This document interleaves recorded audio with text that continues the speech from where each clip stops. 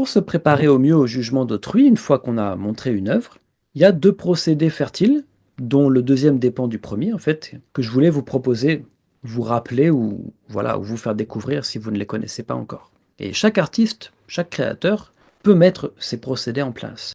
La première étape pour moi, de conscientisation, eh bien, c'est de se séparer petit à petit de son œuvre, se détacher.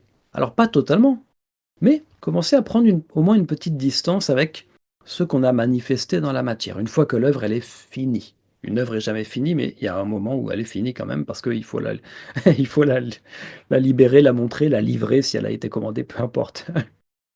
Songez, hein, j'avais déjà utilisé cet exemple dans la formation au tarot réaliste, me semble-t-il. Songez bien que Léonard de Vinci, qui est reconnu aujourd'hui souvent comme le plus grand génie humaniste de la Renaissance italienne, a toujours livré des peintures inachevées, par exemple. Donc c'est important de garder ça en tête.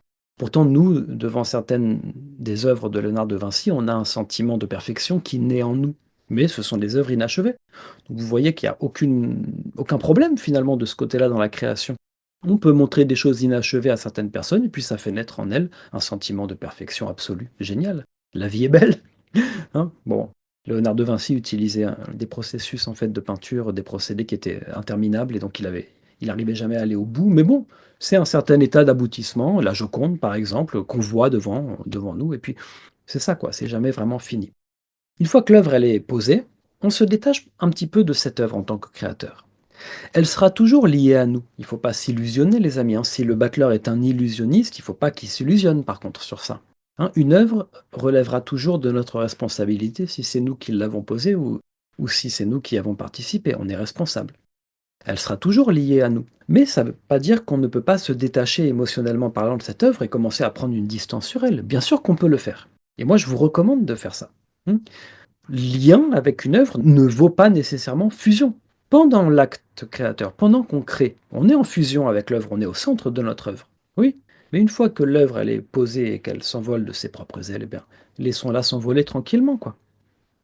Un artiste gagne, pour moi, à se mettre lui-même à l'extérieur de son œuvre, une fois qu'elle est finie, et ce pas de côté qu'il va faire, en fait, va lui permettre de considérer son œuvre comme un objet à part entière, quelque chose qui a été manifesté dans la matière, un objet qui a été créé à une date précise, dans un moment précis, et donc un objet qui est susceptible d'être commenté, d'être jugé, d'être regardé, d'être paraphé, d'être amélioré, susceptible d'évoluer ou pas, si c'est bien comme ça, vous voyez.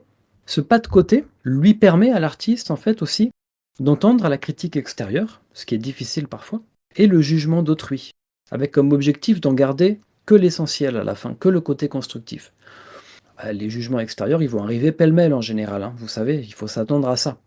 Les gens, ils ont peu souvent la considération du créateur, ils vont pas se demander, tiens, comment je peux lui dire les choses de façon constructive. Certaines personnes le feront et puis plein d'autres pas, quoi. Donc, vous recevez pêle-mêle un petit peu tout ça et puis vous aurez un tri à faire. Mais si vous êtes collé à votre œuvre et pas détaché émotionnellement, vous ne pourrez pas faire de tri.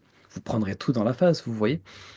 C'est pour ça que le premier mouvement, pour moi, c'est un petit pas de côté. L'idée, c'est de se dire, je ne suis pas mon œuvre. Ou en tout cas, cette œuvre n'est pas moi entièrement. Moi, je suis moi. Et puis je vis, et puis je fais plein de choses, et puis je crée des choses. Et puis là, il y a une de mes créations. Voilà, si vous voulez, vous pouvez la voir. Ça vous a pas plu? D'accord. Ça vous touche ou? Super. Puis moi, je vais continuer ma vie. Il n'y a pas de drame, c'est pas lourd, c'est pas dramatique tout ça. Pas de problème, vous voyez?